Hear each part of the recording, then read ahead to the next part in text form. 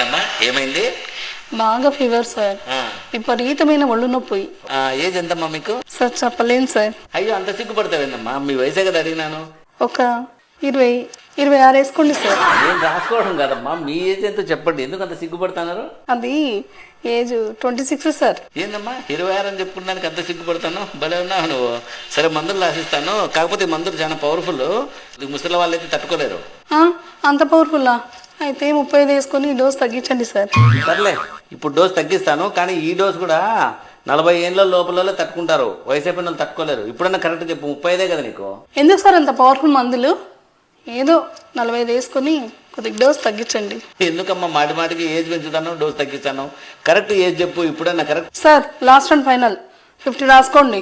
ఇంకా అంతకంటే పెంచలేను. రాసిస్తే రాసేయండి, మందులు లేకపోతే లేదు. ఏందమ్మా 50 ఏళ్ళ 26 అని చెప్పి బేరం మొదలు పెడితే భలే ఉన్నావు. వయసు రాయకండి.